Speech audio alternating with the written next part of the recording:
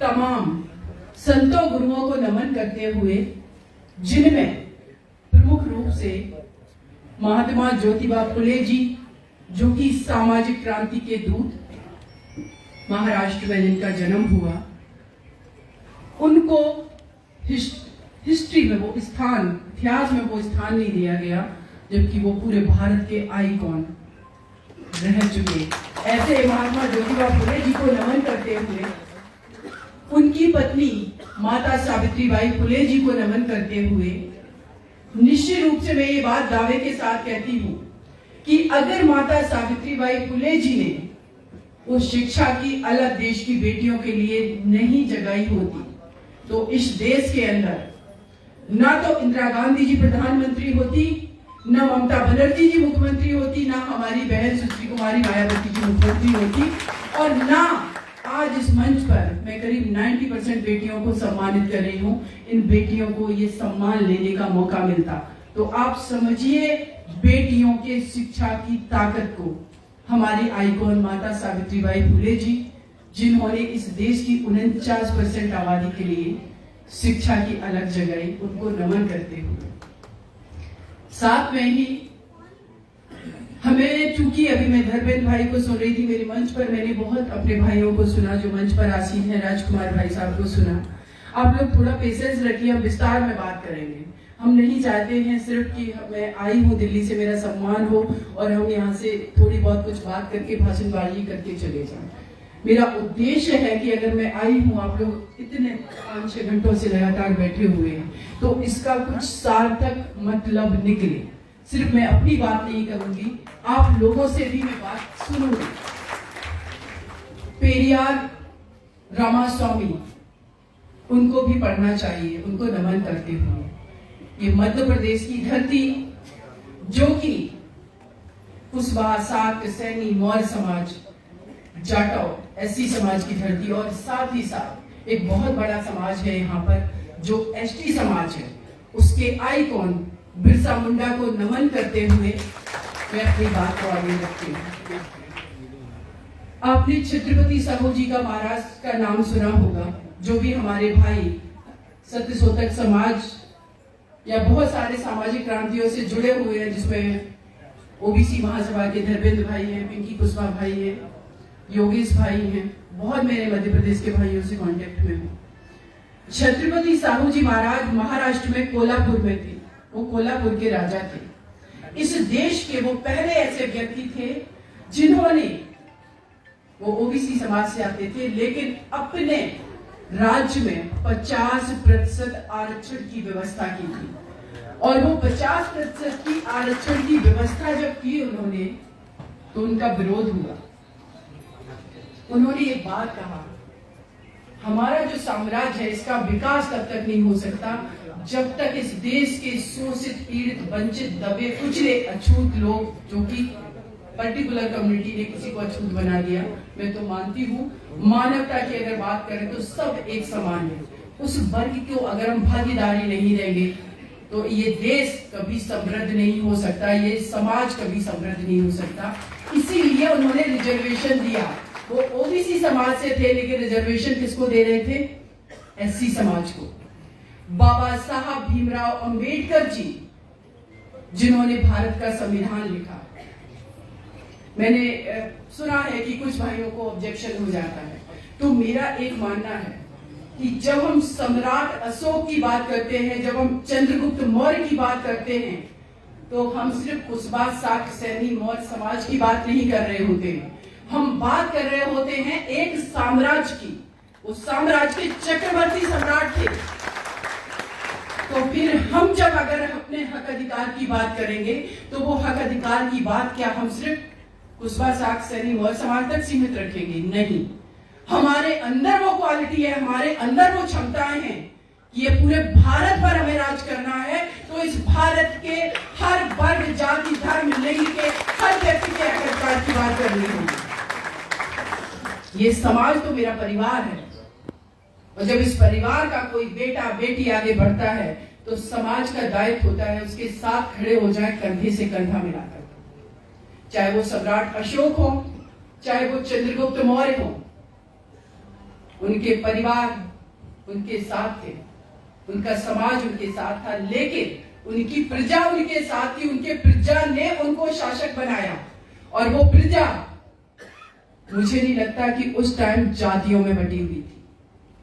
आप समझिए, इस देश की राजनीति को समझना है तो हमें सर्व समाज का नेता बनना है, ना कि हमें सिर्फ कुशवाहा समाज का नेता बनना है। बाबा साहब भीमराव अंबेडकर जी,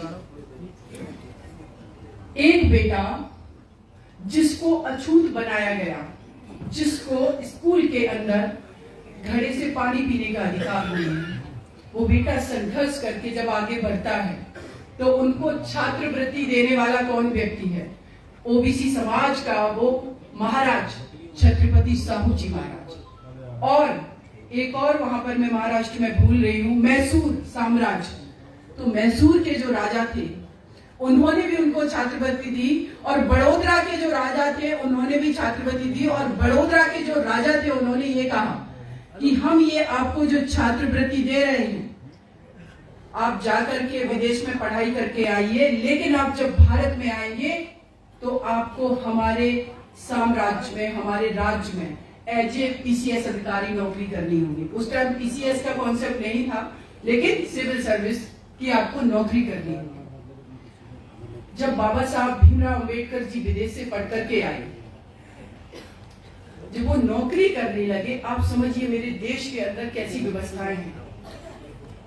जो व्यक्ति विदेश से पढ़ करके आ रहा है, इस देश में अभी तक सबसे ज्यादा डिग्री हासिल करने वाला एक बेटा इस देश का, उसको रहने के लिए किराए पर घर नहीं दिया जा रहा, क्योंकि कुछ लोगों ने कह दिया कि वो अछूत है। अगर ईश्वर का कॉन्सेप्ट है, अगर तथागत बुद्ध को मानते हैं, विश्व के किसी भी धर्म को उठा लीजिए, सब कहते हैं मानवता सर्वोपरि है। जब मानवता सर्वोपरि है तो इस मानवता को जन्म देने वाला व्यक्ति जो ईश्वर अगर है, तो उसने भेदभाव कैसे कर दिया? फिर बाबा साहब अछूत कैसे हो गए थे?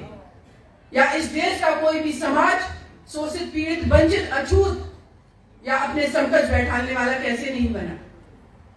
लेकिन उस बेटे को रहने के लिए मकान नहीं मिला, और जब एक सराय जो धर्मशाला थी पारसी समुदाय की, उसमें वो रहने गए। एक उस सिविल सैनिक का, आप उस अधिकारी का दर्द समझिए, हमारे बाबा साहब का दर्द समझिए। रात में लोग डंडे लेकर के इकट्ठे हो गए कि ये अछूत को कैसे रहने को सराय में दे दिया। बाबा साहब ने हाथ जोड़ा और वहां से निकल आए। एक सयाजी नाम की जगह है, पार्क है बड़ोदरा में, आप लोग जाइएगा। आइकॉन किसी भी जाति, समुदाय, धर्म का हो, उससे हमें शिक्षा लेनी चाहिए। बाबा साहब रात भर उस पीपल के पेड़ के नीचे बैठे रहे। उन्होंने कहा कि जब आज मैं पीसीएस अधिकारी हूं, जब मैं इस देश का सबसे पढ़ा लिखा नागरिक हूं, मेरे पास इस देश में सबसे ज्यादा डिग्रियां हैं, उसके बावजूद भी हमारे साथ ऐसा व्यवहार है, तो मेरे इस देश की जो बहुजन आबादी है, जो शोषित, पीड़ित, वंचित लोग हैं, जिनको लोग अपने पास से निकलने नहीं देना चाहते, उनका क्या हाल होगा? उस दिन उन्होंने प्रतिज्ञा की थी कि इस देश के अंदर वो बदलाव लेकर के आएंगे, और वो बदलाव के रूप में आप लोगों को पता है भाइयों बहनों क्या मिला हम लोगों को? उस बदलाव के रूप में हमें मिला है एक सशक्त, इस विश्व का सबसे बड़ा संविधान, जो कि उस बेटे ने लिखा जिसको अपने समकक्ष लोग बैठाने के काबिल नहीं समझते थे। समझिए इस बहुजन समाज की ताकत, उन्हीं के विचारों को आगे बढ़ाया किसने? मानवत साहब कांसीराम जी ने। उन्हीं के साथ जुड़े स्वर्गीय इस मध्य प्रदेश के आइकॉन, इस कुशवाहा समाज के आइकॉन सुखलाल कुशवाहा सर, जो कि आज हमारे बीच में। इन्होंने समझा कि जो पार्टियां पहले से सत्ता में आसीन हैं, वो हमें विधायक बना देंगी, हमें सांसद बना देंगी, हमें मंत्री बना देंगी, लेकिन हमें लीडरशिप क्वालिटी नहीं देंगी, हमें नेता नहीं बनने देंगी। और नेता वो होता है जो किसी भी पद पर रहे, किसी भी प्रतिष्ठा पर पद पर रहे, अपने समाज की बात करता है मुखर होकर के। ये समस्या है, क्योंकि हम इंडिविजुअल तो विधायक बन गए, हम सांसद बन गए, लेकिन जहां समाज की बात आती है वहां नहीं उठा पा रहे। आप लोगों को पता है परसों मोतीलाल कुशवाहा भाई है सागर में, आप लोगों को पता होगा। उनका मेरे पास परसों रात में फोन आया शाम को 7 बजे कि दीदी, हमने एक कृतेश कुशवाहा, जो भाई मेरा जिसकी पुलिस कस्टडी में हत्या कर दी गई, उसके लिए जब चक्का जाम किया तो डीएम ने नोटिस थमा दिया। और उस डीएम के ऊपर प्रेशर किसका है? वहां के सागर के एक मंत्री का। मैंने जब डीएम साहब से बात की तुरंत, उन्होंने कहा कि मैम मेरी कोशिश है कि इनका नुकसान ना हो, लेकिन ऊपर से दबाव है, क्योंकि हमारे लोग ना तो सिस्टम में हैं और अगर पावर में है वो पावर दिखावे की है। उसके पीछे कारण है कि हम एकजुट नहीं है। और एकजुट हम इसलिए नहीं है क्योंकि हमारी कोई आइडियोलॉजी ही नहीं है। कभी हम बात करते हैं बुद्ध की तो कभी हम बात करते हैं लवकुश की। हो सकता है मेरे भाई बहुत लोगों को खराब लगे, और मैं कहना चाहती हूं, अगर मुझ पर विश्वास है, अगर अपने बहन को आपने यहां पर बुलाया है तो इस पर विश्वास रखना। मेरा व्यक्तिगत कोई लालच नहीं है, लेकिन मैं चाहती हूं ये कुशवाहा साग सैनी मोहर समाज और ये बहुजन समाज इस देश का नेतृत्व संभाले। और ये तभी संभव है जब अपनी आइडियोलॉजी के साथ जुड़ेंगे, अपनी आइडियोलॉजी को समझेंगे। मोतीलाल कुशवाहा भाई साहब जो हैं, उनसे जब मेरी कल बात हुई, डीएम के यहां से जब वो बुलडोजर पहुंचा, आपको पता है अगर हम यूनाइट होकर के वहां पर 2000 की संख्या में भी होते और हम दमखम से पावर में बैठे होते, इनकी हिम्मत थी कि वो उनका जाकर के स्टेज गिरा लेते? नहीं। बच्चियां रो रही थी, उनकी 2 बेटियां हैं, आकांक्षा और आस्था, कह रही हैं बुआ ये मेरे गार्डन भी उखाड़ देंगे। वो मुझे सीने में वो दर्द है उस बच्ची की, वो बात, उसकी चीख मुझे पता है, जिसको सिसक रही थी। ये बदला नहीं लेना है, लेकिन ऐसे हमारे समाज के ऊपर अत्याचार ना हो, इसके लिए हमें एकजुट होना ये बहुत जरूरी है। और ये एकजुटता बिना शिक्षित हुए, बिना जागरूक हुए, बिना एकजुट हुए और बिना एक दूसरे का सहयोग किए संभव नहीं है। क्योंकि हम शिक्षित तो हो गए, अभी मैंने देखा मेरी कितनी सारी बेटियां आई, बच्चे आए, हमने सम्मानित किया उन बेटियों को, उन बेटों को। मैं एक बात कहना चाहती हूं, एक और चीज अब बहुत आवश्यक हो गई है। बाबा साहब ने कहा था शिक्षित बनो, साक्षर बनो। हम लोग शिक्षित हो गए, हम लोग साक्षर हो गए, लेकिन हमारे पास नौकरियां नहीं है। नौकरियां इसलिए नहीं है क्योंकि संसाधन सीमित है, उसी में नौकरियां देनी है, संख्या निरंतर बढ़ रही है। तो आपके पास ऑप्शन क्या है? आप जागरूक बनो। शिक्षित तो मैं भी थी और शिक्षित बहुत सारे इस देश में वकील भी हैं। मेरे एरिया में मेरे बाद बहुत सारी बेटियों ने भी एलएलबी की है। लेकिन अगर मैं जागरूक नहीं होती, अगर मुझे एक्सपोजर नहीं मिलता, अगर मेरे पास जो 10th 12th ग्रेजुएशन या एलएलबी का जो डिग्री थी, वो डिग्री मात्र से सीमा सुप्रीम कोर्ट में पहुंच करके निर्भया के अपराधियों को फांसी नहीं दिला पाई। वो फांसी इसलिए दिला पाई क्योंकि मैं समाज से लड़ी, मैं सिस्टम से लड़ी। जैसे कि मेरे सिविल जज भाई ने अभी बताया ना कि दीदी ने इतने लोगों को पीटा, मैं क्यों पीटूंगी भाई किसी को? आप समझिए इस बात को, मैं किसी को क्यों पीटूंगी? लेकिन जब मैं साइकिल से निकल रही और कोई लड़का अगर कमेंटबाजी कर रहा है तो उतर के एक थप्पड़ लगाया, उसको ये एहसास कराया कि ये बेटी पढ़ने जा रही है, ये गलत नहीं कर रही, गलत तुम कर रहे हो। और गलत करने वाला, एक चीज आप याद रखना, चाहे वो पुरुष समाज हो, चाहे वो मठाधीश समाज हो, चाहे सत्ता के किसी पद पर बैठा व्यक्ति हो, कोई भी व्यक्ति हो, उससे भिड़ जाना, ये क्रांति अपने अंदर पैदा करना, ये बहुत जरूरी है। और इस बेटी के अंदर वो क्रांति मेरे गांव में, अभी जैसे सिविल जज भाई ने कहा कि मैं डिब्बी से पढ़ता था, कैरोसिन से, मैंने भी कैरोसिन की डिब्बी से ही पढ़ाई की। लेकिन उस डिब्बी में, उस कैरोसिन की ज्योति में मैं ये जान रही थी, मैं समझ रही थी कि एक दिन इस देश की मैं सबसे बड़ी वकील बनूंगी। और मैं नहीं कहती कि मैं सबसे बड़ी वकील हूं, लेकिन हाँ, मैंने वो जरूर कर दिखाया जो इस देश की किसी बेटी ने नहीं किया इस फील्ड में, वकालत के फील्ड में। और आगे जहां भी रहूंगी वो काम करूंगी। सामाजिक अगर क्रांति की बात करें, इस देश के अंदर जिस तरीके से जातियों में इस देश को बांट दिया गया, बहुजन आबादी को 6,776 जातियां, 1989 से पहले इन जातियों में ना कोई विधायक बना था, ना कोई सांसद बना था। इसका श्रेय आप लोग किसको देना चाहेंगे? मैं किसी आज पॉलिटिकल व्यक्ति की बात नहीं कर रही हूं, मैं एक सामाजिक मसीहा की बात कर रही हूं। ये श्रेय जाता है मानवर साहब कांसीराम जी को, उनके आंदोलन को, उसके वजह से, क्योंकि उन्होंने साहब कांसीराम अमर रहे, साहब कांसीराम अमर रहे। जब मंडल कमीशन की बात आई,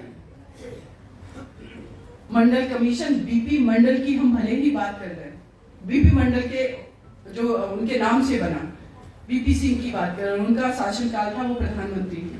अगर महानवर साहब जी ने वो आंदोलन नहीं किए होते, अगर बाबा साहब ने ओबीसी के लिए आर्टिकल 340 का प्रावधान संविधान में नहीं किया होता, आप ये 27% रिजर्वेशन ले नहीं पाते। वो रिजर्वेशन आपको बाबा साहब के वजह से मिला। वो रिजर्वेशन मानवर साहब के खून पसीने की कमाई से गलियों में घूम करके इस ओबीसी, एससी, एसटी, माइनॉरिटी पूरे समाज को एकजुट कर दिया उन्होंने, तब जाकर के आपके अधिकार की बात हुई। और जैसे ही हम लोग थोड़े से बिखरे, ये बहुजन आबादी थोड़ी सी अलग हुई, जो पॉलिटिकल पार्टियां पहले से सत्ता में बैठी थी, उनको लगा कि इस देश की तो बहुजन आबादी एकजुट हो रही है, मानवर साहब कांसीराम जी ने कर क्या किया? उन्होंने क्या किया? अपने लोगों को लालच देना शुरू किया। आइए आपको हम डमी मिनिस्टर बनाएंगे। डमी मिनिस्टर का आप ये मंत्री हैं, ये सांसद हैं, लेकिन आपका लेटर पैड उन मुखियाओं के हाथ में रहेगा जो पार्टी चला रहे हैं, और आपको पता भी नहीं रहेगा आपके लेटर हेड पर आपके सिग्नेचर से काम उनके होते हैं, ना कि हमारे। ये इस शासन सत्ता की रियलिटी है। मैं बहुत छोटे से गांव से आती हूँ, लेकिन मेरा संघर्ष, मेरे पिताजी भी मुखिया थे, मेरे पापा भी किसी पॉलिटिकल पार्टी से बिलोंग करते थे, लेकिन ये अपना संघर्ष करते करते मैं बहुत सारी चीजों को समझ पाई कि हमारे लोगों के लिए काम क्यों नहीं हो पा रहा। उसका कारण ये है क्योंकि हम यूनाइट नहीं है। और एक और चीज साथ में बात, कि इस देश के अंदर कभी भी किसी भी एक समाज ने कोई राजनीतिक पार्टी नहीं बनाई। आप सामाजिक रूप से एकत्रित होकर के सामाजिक संगठन चला सकते हैं, लेकिन अगर आपको राजनीतिक भागीदारी सुनिश्चित करनी है, अगर राजनीतिक भागीदारी चाहिए, तो आपको अपने समाज के साथ उस समाज को जोड़ना होगा जो समाज आपके साथ तन मन धन से जुड़ सकता है, जो आपकी आइडियोलॉजी के साथ जुड़ सकता है। और इसीलिए मानवर साहब कांसीराम जी ने जब ये बहुजन समाज पार्टी बनी, तो उसके साथ इस देश का माइनॉरिटी जुड़ा, उनके साथ इस देश का कुशवाहा, सैनी, ओबीसी की हजारों जातियां जुड़ गई, और उन्होंने वो करके दिखा दिया। आप लोग कभी जाइए, हम बात करते हैं अपने आइकॉन की, महात्मा ज्योतिबा फुले जी की, माता सावित्रीबाई फुले जी की। पूरे भारत की मैं बात कर रही हूं।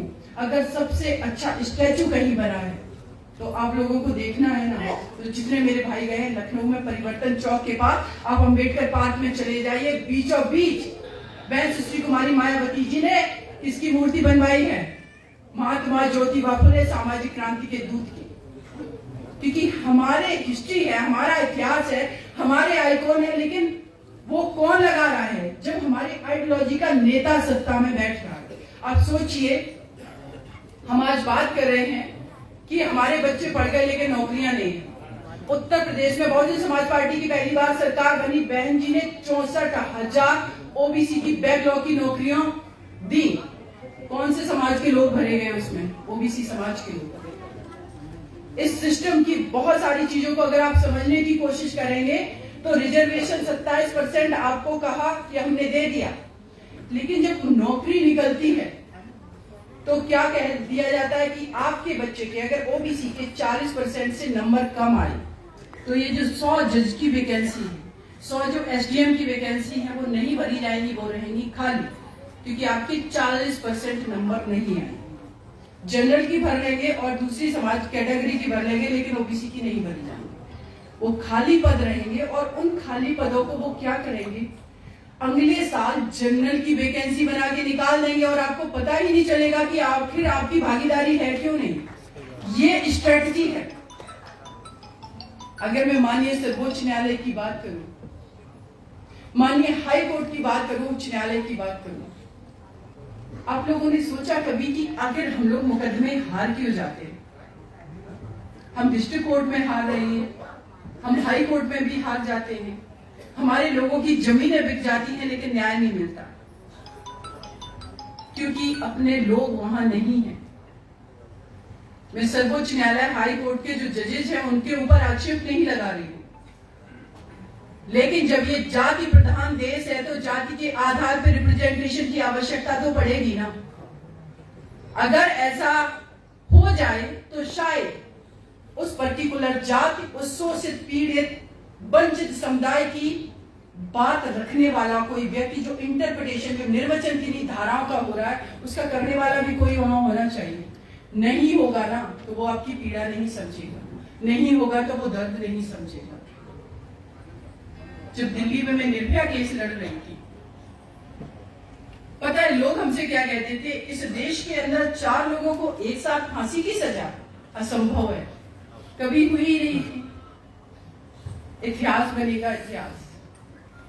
मेरा यह मानना था कि बाबा साहब ने संविधान लिखा है, उस संविधान के तहत हमारे देश के अंदर आईपीसी है, सीआरपीसी है, दुनिया के कानून बने हुए हैं, और अगर ये कानून है, अगर फांसी की सजा सुनाई गई है तो फांसी पर चढ़ाना भी होगा।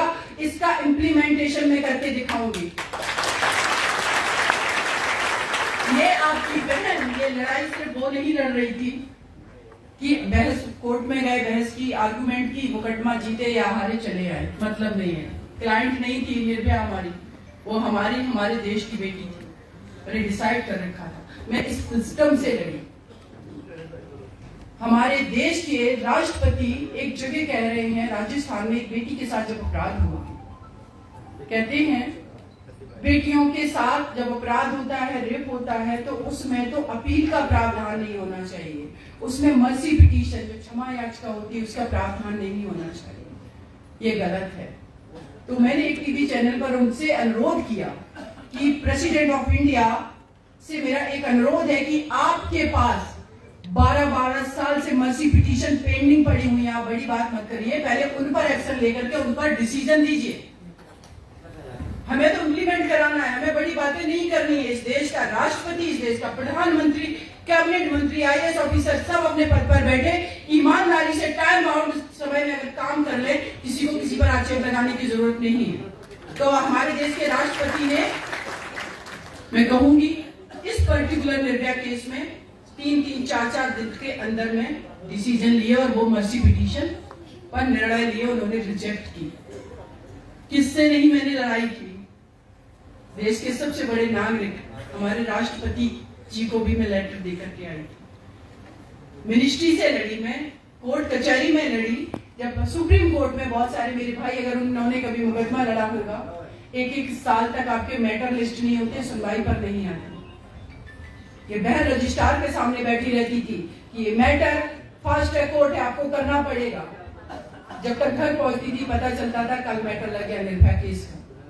अपना तन, मन, धन, पूरा सब कुछ मैंने इस बिटिया के लिए समर्पित कर दिया, तब जाकर के ये लड़ाई जीती। हमारे देश की बेटियों के अंदर बहुत सारी क्षमताएं हैं।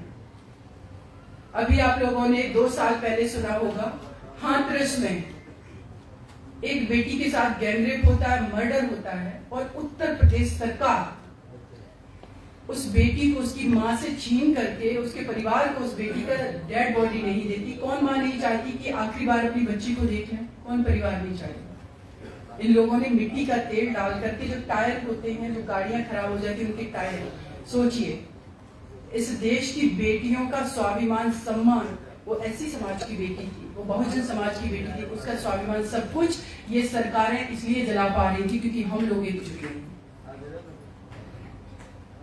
कुशीनगर मध्य उत्तर प्रदेश में 9 साल की बच्ची खुशी कुशवाहा के साथ रेप होता है, उसका मर्डर कर दिया जाता है।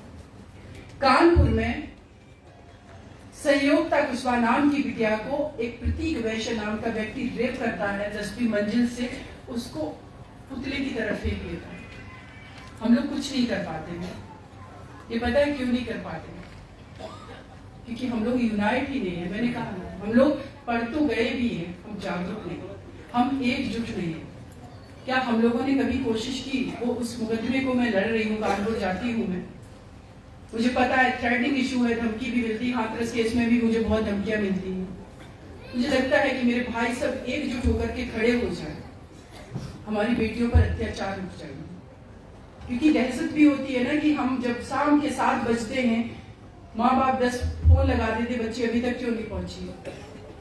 एक नहीं, ऐसे हजारों अनगिनत मैटर हैं। इसका समाधान क्या है? इसका समाधान ये है कि जब हम पॉलिटिकल पावर में आएंगे, ईमानदारी से एकजुट होंगे, आइडियोलॉजी के साथ जुड़ेंगे, इस देश का मुस्लिम समाज, इस देश का ओबीसी समाज, इस देश की सारी जातियां, अभी आप लोगों ने देखा ना, लोधी समाज के भाई हैं प्रीतम लोधी जी, उनको बीजेपी ने निकाल दिया। वो कहते हैं हमने तो पूरा जीवन दे दिया। भाई आप जीवन, मैं उनसे कहूंगी अभी तक दिया, चलो कोई बात नहीं, आप क्यों देने पर तुले? मत दीजिए, आप अपनी आवाज बुलंद कीजिए, आप पूरे मध्य प्रदेश को यूनाइट कीजिए। ये ओबीसी महासभा जो जिस तरीके से हमारे सारे भाई काम कर रहे हैं, योगेश कुशवाहा भाई का मैं शुक्रिया अदा करती हूँ कि उन्होंने जिस तरीके से एक कार्यक्रम रखा, मैं कल से देख रही थी, सारे समाज के उनके साथ में भाई लगे हुए हैं। और मैं आपसे प्रॉमिस करती हूँ योगेश भाई कि आप इस भोपाल की धरती पर ये आयोजन किया, आप पूरे मध्य प्रदेश में कीजिए। बहन आपके साथ हमेशा खड़ी हो, चाहे कोर्ट कचहरी की बात हो, चाहे किसी और चीज की बात हो। क्योंकि हमें पता है कि राजनीति सिर्फ चुनाव लड़ने से नहीं होती है, राजनीति के बहुत सारे हथकंडे आप सभी लोग जानते हैं। जो हमारे मंच पर आसीन है सर, वो भी इन चीजों को जान रहे हैं, क्योंकि उन्होंने कहा कि हम सिस्टम में रहते हुए काम कर रहे हैं। सिस्टम में जब हमारे लोग नहीं होंगे ना, आपकी एप्लीकेशन ऐसे फेंक दी जाती है। वो दिन कुशवाहा भाई साहब का वो जाकर के स्टेज क्यों गिरा दिया? एक नहीं, ऐसे हजारों एग्जाम्पल हैं। तो हम लोगों को यूनाइट होने की जरूरत है। जो संविधान लिखा गया है, उस संविधान को इम्प्लीमेंट आप तब करवा पाएंगे जब डीएम के घर के बाहर पे आप जाकर के, अगर वो काम नहीं कर रहा है, एकजुट होकर के 1000 की संख्या में जाए। शिवराज सिंह मुर्दाबाद, मुर्दाबाद, मुर्दाबाद। दूसरी मैं एक और बात करूंगी, स्पेशली बहनों के लिए। कोई बात नहीं, भाई है, चलता कोई जब सिस्टम, देखिए एक चीज समझिए, अगर सरकार जिसकी है तो आवश्यक है उस पर लगेगा, जिम्मेदारी भी उसको लेनी होगी। उस सरकार की जिम्मेदारी, अगर मध्य प्रदेश में अत्याचार हो रहा है उसके खिलाफ बोला जाएगा, उसमें कुछ भी गलत नहीं है। तो उसी के एक कदम भाई ने बोल दिया है, कोई बात नहीं है बड़ी। साथ में मैं एक और बात कहूंगी, मेरे जितने भी यहाँ पर भाई बैठे हैं, मैं सभी का शुक्रिया अदा करती हूँ कि करीब करीब यहाँ पर 30 से 40% हमारी माताएं बहनें भी आई हुई हैं।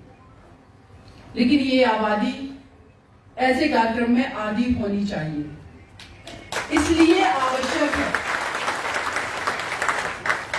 आवश्यक है। योगेश कुशवाहा भाई साहब को जब मैं लास्ट टाइम आई थी भोपाल में, मैं मिली, तो भाभी जी उस टाइम दूसरी बार चेयरमैन पर थी, और इस बार वो तीसरी बार चेयरमैन बनी। तो कमला भाभी का मैं स्वागत करती हूँ, और स्पेशली योगेश भाई को मैं भी शुक्रिया अदा करती हूँ कि आप पॉलिटिकल पर्सन हैं, आप बिजनेस करते हैं, लेकिन साथ में अगर आपने अपनी पत्नी को आगे बढ़ा करके ये सम्मान उनको दिलवाया है, क्योंकि बिना पति के बिना संभव नहीं होता है। और एक पति भी अगर किसी पोजीशन पे पहुंचा है, तो एक बार आप लोग भी कल्पना कर लीजिए कि घर पर जब आप शाम को लौटते हैं, आपको बच्चों को संभालने वाली, आपको खाना देने वाली, आपको सम्मान देने वाली, आपकी परवाह करने वाली अगर आपकी पत्नी नहीं है, आप नहीं पॉलिटिक्स कर पाएंगे, या आपके लिए असंभव है, आप नहीं बिजनेस कर पाएंगे। एक स्त्री के बिना आप परिवार की कल्पना नहीं कर सकते हैं कि परिवार क्या होगा।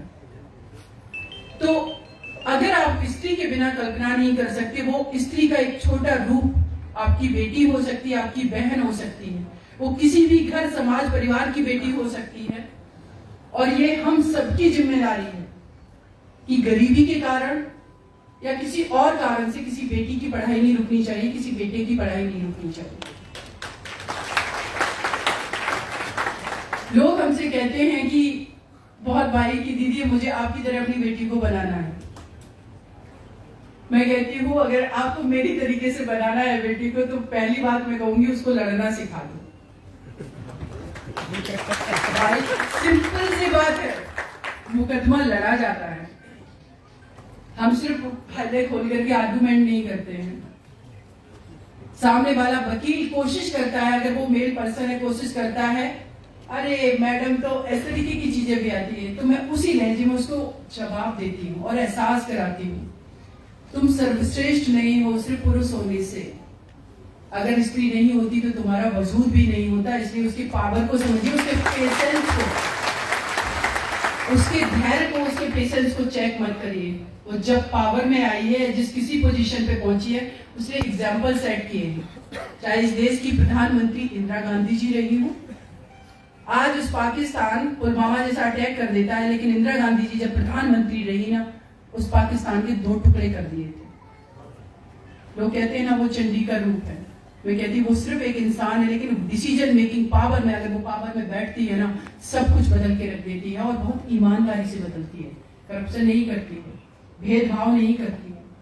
और उसका सबसे बड़ा जो अगला रूप आप लोगों ने देखा, इस देश की बहुजन समाज की बेटी बहन सुश्री कुमारी मायावती जी जब उत्तर प्रदेश में मुख्यमंत्री बनी, अपनी कैबिनेट में सबसे ज्यादा तो भागीदारी उन्होंने कुशवाहा साक्ष सैनिक और समाज को ही दी और पावर भी दिया।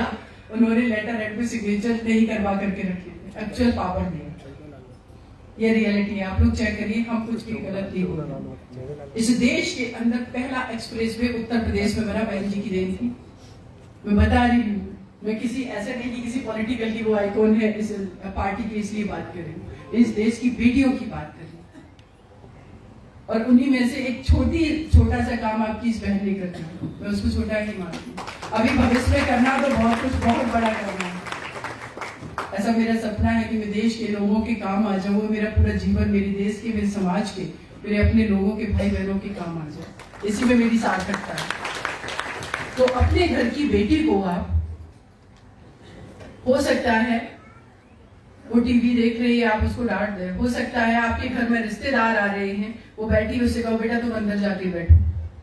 एक बात सोचिए, जिस बेटी को आप उन जेंट्स लोगों के बीच में नहीं बैठने दे रहे हैं, जहां पर समाज, देश, दुनियादारी की चर्चा पर चर्चा हो रही है, बात हो रही है, वो बेटी कल जब घर से बाहर निकलेगी, स्कूल से पढ़ के तो घर वापस आ जाएगी, लेकिन ये समाज का मुकाबला करने की, उसका सामना करने की क्षमता नहीं होती। इसीलिए लड़के उसके साथ अपराध कर लेते, इसीलिए उसको कमेंटबाजी करते हैं। और आपकी बेटी घर पर आकर के 2 आंसू बहा देती, मम्मी उसने मुझे ये बोला।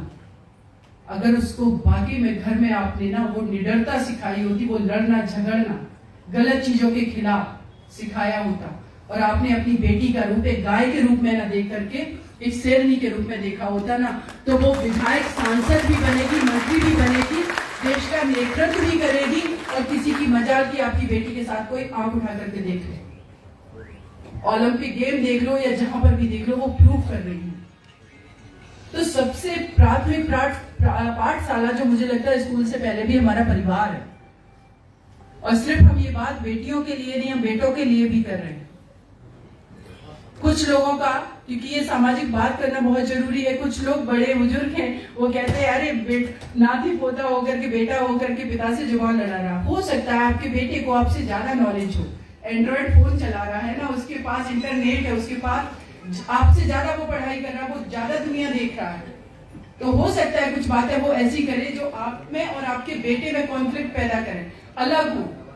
तो उसको समझने की कोशिश करिए, उस बच्चे का साथ दीजिए और हर फील्ड में आगे बढ़ने दीजिए। जरूरी नहीं कि वो सरकारी नौकरी करे, वो एक्टर बनना चाहता है, वो बहुत अच्छा फोटोग्राफर बनना चाहता है, वो बिजनेसमैन बनना चाहता है, वो डायरेक्टर बनना चाहता है, वो फिल्में बनाना चाहता है। आप लोगों ने कभी सोचा इस चीज को कि जो फिल्में हम देख करके आते हैं, उन फिल्मों में हमेशा शोषित, पीड़ित, किसान, आदिवासी, मुस्लिम समाज को नीचे बैठा क्यों दिखाया जाता है? क्योंकि जो फिल्में बना रहे डायरेक्टर, वो हमारी मानसिकता के लोग नहीं, हमारे अपने लोग नहीं। उनको ये मानसिकता में अभी भी भरा जाता है कि आप तो शोषित, पीड़ित, गरीब, वंचित ही हैं और आपका यही भाग्य है। और शासन करने वाला हमेशा कौन दिखाया जाता है? ये आप सभी वाकिफ हैं। ये पता नहीं चलता हमारे मानसिक, हमें किस तरीके से गुलाम बनाया जा रहा है। आपने कभी सोचा सीबीआई में सर्वोच्च पदों पर बैठे हमारे लोग क्यों नहीं है? मध्य प्रदेश अगर हम बात करें, बिहार की लालू यादव जितना भी ओबीसी समाज का नेता होगा सबको झूठे मुकदमों में फंसा करके जेलों में डाला गया, क्योंकि सीबीआई का जो हेड है वो हमारा कभी ओबीसी समाज का व्यक्ति नहीं बना। ये रियलिटी है। साथ में अगर हम आईबी की बात कर लें, ईडी की बात कर लें, कैसे हम लोगों को फंसा दिया जाता है। आपने कभी सोचा कि जो देश के अंदर तेल के कुएं हैं, ये जो मध्य प्रदेश विश्व भारत का सबसे बड़ा जंगलों वाला राज्य है, इसके जो जंगल हैं, वहां पर जो लकड़ी है, वहां पर जो चीजों का उत्पादन हो सकता है, जो बड़ी बड़ी फैक्ट्रियां लगती हैं, इन सब पर आप सबका कब्जा क्यों नहीं? मूल निवासी तो हम थे, आदिवासी तो हम हैं, यहाँ के मूल निवासी हमें, हमारा कब्जा क्यों नहीं है? ठेकेदारी की अगर बात करें इस देश में, मैं कहूंगी रिजर्वेशन जो है, नो डाउट रिजर्वेशन से हमें नौकरियां मिल गई, लेकिन इस समाज के, इस देश के संसाधनों पर भागीदारी नहीं मिली है। उस पर भागीदारी सुनिश्चित करने के लिए आपको पॉलिटिकली इंपावर्ड होना होगा। क्योंकि एक हमारे सहयोगी हैं, उन्होंने मुझे एक कोटेशन बताया कि मैम जो है आप इस चीज को जरूर बोलिए, और मैं आप लोगों के बीच ये बात रखना चाहती हूँ। हाथी जैसा विशाल का है जानवर, हम सभी लोग जानते हैं, उसको महावत जो है बचपन में उसके पैर में एक बेड़ी डाल देता है, और वो हाथी थोड़ा बड़ा होता है, बच्चे से जब वो बड़ा होता है तो वो बेड़ी उसकी हटा दी जाती है। लेकिन चूंकि वो मानसिक गुलामी बेड़ी के रूप में उसके पैर में थी, तो जब बेड़ी भी निकल जाती तभी वो आगे नहीं बढ़ना चाहता, क्योंकि उसने प्रयास ही नहीं किया, उसने सोचा ही नहीं। और जब वो एक दिन अपने आप को मिरर में देखता, वो सोचता है छोटी आंखों से जब देखता कि मेरा शरीर तो इतना विशालकाय है, और जब वो विशालकाय शरीर के साथ खड़ा होता है, और ये विशालकाय हाथी के रूप में ये बड़ा शरीर रूपी समाज, पता है बहुजन समाज है, जिस दिन ये यूनाइट होकर के खड़ा हो गया ना, उसके खड़े होने मात्र से लोग, आपने देखा जब हाथी आता है इधर उधर भागने लगते हैं। ये इस तरीके का बहुजन समाज। ये जंगल भी आपके होंगे, ये जमीन भी आपकी होगी, जमीन छीनने की भी किसी की हिम्मत हिमाकत नहीं होगी, ना आपके लोगों को झूठे मुकदमों में फंसाया जाएगा। धर्मेंद्र कुशवाहा भाई ने मुझे बताया कि यहाँ पर छतरपुर की बात है, एक भाई ने उसकी किसी परिवार की बेटी के साथ अपराध हुआ, रेप हुआ, तो उस पर एक्शन लेकर के एफआईआर दर्ज करवा दिया, रजिस्ट्री करवाई, तो उल्टा उस पर मुकदमा लिखवा दिया गया और फंसवा दिया गया। ये सब इसीलिए हो पा रहा है क्योंकि हम लोग यूनाइट नहीं है, हम लोग एकत्रित नहीं। तो मेरा ऐसा मानना है कि मैं देख रही हूँ यहाँ पर मेरे जितने भी भाई बैठे हैं, उप तक नहीं कर रहे, इतना शांति से सारी बातें सुन रहे हैं, तो शायद मेरी इस बहन की बात को समझने की कोशिश करें। व्यक्तिगत रूप से सीमा भी विधायक या सांसद बन सकती है। जब निर्भया केस में मेरा नाम हुआ, उसके बाद आपको क्या लगता है कि आपकी बहन आज जो आपके सामने है, क्या किसी पोजीशन पे नहीं होती? क्या मुझे कोई लालच नहीं दिया गया होता? क्योंकि मेरे पास भी तो देश की 49% महिलाओं की आबादी जुड़ गई है ना। क्या कहती है, आप लोग कहना चाहते हैं?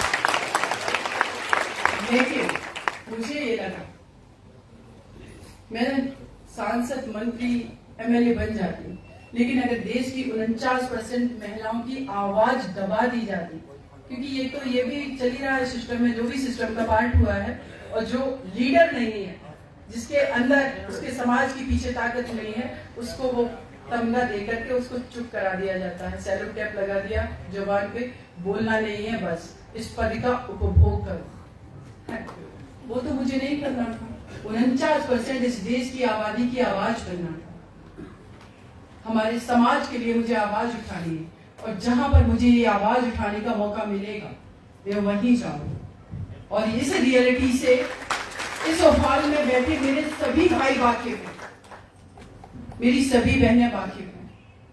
अगर ये बात यहाँ पर धर्मेंद्र कुशवाहा भाई ने बोली है कि दीदी बहुजन समाज का नेतृत्व करे, हमारी नेतृत्व कर रही है सुश्री कुमारी मायावती जी, अगर पॉलिटिकल पार्टी की बात करें, लेकिन अगर समाज की बात करें तो मैं दावे के साथ कहती हूँ, दिल्ली में रहती हूँ, मेरा आवास दिल्ली में है, कोई भी भाई अपनी बहन के आवास पर उससे मिलने आ सकता है, कभी भी फोन कर सकता है, बात कर सकता है, कोई भी काम है मेरे से बोल सकता है, और मैं निरंतर आप लोगों के साथ खड़ी। लेकिन मुझे आप लोगों के साथ की भी उतनी ही आवश्यकता है। योगेश भाई जिस तरीके से मध्य प्रदेश में काम करे, उनकी पूरी टीम के ये भाई हैं, पिंकी कुशवाहा भाई, मैं सारे भाइयों का नाम नहीं जानती हूँ। मैं मंच पर बैठे नारायण सिंह कुशवाहा सर, राजकुमार कुशवाहा भाई है, भले ही किसी भी पॉलिटिकल पार्टी से आ रहे, मुझे मतलब नहीं है, मेरे परिवार के सदस्य भाई है वो। तो हमारे जितने भी भाई हैं, नरेंद्र कुशवाहा भाई है उधर जो जज साहब हमारे बैठे हैं, मैं जब उनको सुन रही थी तो मुझे लग रहा था कि वो शायद जज की कुर्सी पर सीमित हो गए हैं और ये रियलिटी है कि वहाँ कम बोलना होता है, वहाँ सुनना ज्यादा होता है। लेकिन उनके अंदर जो भावना थी, उन्होंने जो व्यक्त की है, एक बेटा, सोचो कल्पना करिए कि एक आटा लेकर के आ रहे और बारिश हो गई है, घर में शाम को खाना बनने को भी आटा नहीं होगा, और वो बेटा अगर इस पद पे पहुंच रहा है तो वो एजुकेशन की बात क्यों कर रहे हैं, वो बेटे क्यों शिक्षा की बात क्यों कर रहे हैं, वो महत्व समझ रहे हैं। तो यही बात मैं आप लोगों से भी कहूंगी कि शिक्षित बनो, साक्षर बनो और जागरूक भी बनो, यूनाइट हो। और साथ ही साथ अगर इस पद पर कहीं पर पहुंचे हैं तो ये सोशल जिम्मेदारी लो कि पे बैक टू सोसाइटी, अपने समाज के कुछ लोग बाकी में जो ईमानदारी से काम कर रहे हैं उनको आर्थिक सहयोग भी करो, जिससे वो आपके हक अधिकार के लिए यूनाइट होकर के लड़ाई लड़ सके, पॉलिटिकल भागीदारी आप लोगों को दे सके। तो कुछ भी असंभव नहीं है इस देश के अंदर। अगर हम फक्र महसूस करते हैं कि चंद्रगुप्त मौर्य ने जब धनानंद को हराया था तो कितने टाइम तक उन्हें कारागार में डाल दिया गया, ये इतना आसान नहीं था। साम्राज्य की स्थापना करना कोई सदियां नहीं, बरसों तो लग ही जाते हैं। तो ये बहुत पेशेंस का काम है। लेकिन उससे पहले अगर हम दृढ़ संकल्प लेते हैं, समाज के लिए ईमानदार होते हैं, एकजुट होते हैं, एक दूसरे का कंधे से कंधा मिला करके इस काम करते हैं, तो कुछ भी असंभव नहीं हो। ये आपकी बहन जिस गांव से निकल करके आई है, उस गांव की मैं पहली लड़की हूं जिसको 8th क्लास के बाद 9th क्लास में पढ़ने की परमिशन दी गई। अब सोचिए वो सफर मेरा कैसा रहा है। और एक और चीज मैं बताना चाहती हूँ, मेरी जिंदगी का पहला भाषण मैंने अपने पिताजी के खिलाफ दिया था, और वो मंच पर बैठे थे, वो किसी पॉलिटिकल पार्टी में उस टाइम थे, वोट मांग रहे थे। मैं 8th क्लास में पढ़ती थी। मैंने कहा कि मुझे भी भाषण देना है, पिताजी मुखिया है, प्रधान है, तो बेटी भी अपने आप को नेता समझ रही थी उस टाइम। तो जब मंच पे भाषण देना का जबरदस्ती मैंने की तो कुछ पॉलिटिशियन थे, बोले बेटी को बोलने दीजिए। तो जब मैं बोली तो मैंने लोगों से कहा कि ये जो मंच पर नेता बैठे हुए हैं, इनकी बातों में मत आना, आप वोट उसको देना जो आपके अधिकार की बात करे। और उस मंच पर मेरे पिताजी भी बैठे हुए थे। पिताजी सर झुका करके बैठे कि बेटी क्या बोल रही है, और जो अन्य नेता थे वो हंस रहे थे। और बाद में कहते, प्रधान जी मुझे विश्वास है कि इस इटावा जिले का नाम आपकी बेटी जरूर रोशन करेगी। जब मैं घर आई तो मैं थोड़ी सी सहम गई, डर गई, कमरे में सबसे अंदर वाले कमरे में छुप के बैठी कि कहीं पापा डांट ना दे, मैंने पापा के खिलाफ बोल दिया। लेकिन मेरे पिताजी जब आए, उन्होंने रिक्वेस्ट किया, उन्होंने कहा बेटा गेट तो खोलो एक बार। मैंने जब गेट खोला, उन्होंने मेरे सर पर हाथ फेरा और एक बात बोली, अगर पिता भी गलत होना तो बेटी को पूरा अधिकार है उसके खिलाफ बोलने का। तुम हमेशा ईमानदारी के साथ, सच के साथ खड़ी रहना। मुझे विश्वास है बेटा तुम बहुत कुछ करोगी। और उस दिन का दिन है, आज का दिन है। आपकी बेटी किसी भी शासन प्रशासन किसी के सामने कभी नहीं झुकी है। और ये अगर आपको वीडियो देखना है तो जब हाथरस में जो क्राइम हुआ था, वो एटीएम के साथ मेरी लड़ाई हुई थी। पॉलिटिशियन वहां पर बहुत सारे गए, किसी का कुर्ता फाड़ा, किसी पर लाठियां बरसाई।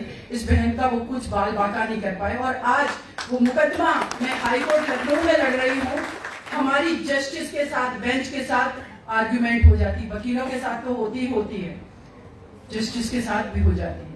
क्योंकि वो पावर, क्योंकि हम गलत नहीं है और ये अधिकार हमें संविधान देता है बोलने का, सत्य के साथ खड़ा होने का। और अगर इससे एक कदम और अगर हम बात करें अपने इतिहास की, तो वो अधिकार शांति के साथ, उन अधिकारों के साथ जीना सिखा गए हैं हमारे तथागत गौतम बुद्ध, जो समानता की बात करते हैं।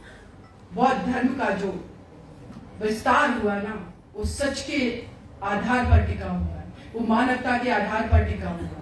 तो हमारा इतिहास जब इतना गौरवशाली है, तो हमें तो अपने आप पे फख्र करके समाज के बीच निकलना चाहिए और उस इतिहास की बात करनी चाहिए, उस आइडियोलॉजी की बात करनी चाहिए। आगे मैं इस पूरे मध्य प्रदेश के विभिन्न क्षेत्रों से आए मेरे सभी भाइयों का शुक्रिया अदा करती हूँ। और जितने भी इस लोकल चुनाव में मेरे भाई पार्षद बने हैं, जिलाध्यक्ष बने हैं, बहुत सारे पदों पर जो जीत कर आए हैं, उन सभी को मैं शुक्रिया कहना चाहती हूँ और उनको बधाई भी देना चाहती हूँ। और मैं ये भी कहना चाहती हूँ यहाँ रुकना नहीं है। अगर आप आज इस पद पर पहुंचे, आप सांसद विधायक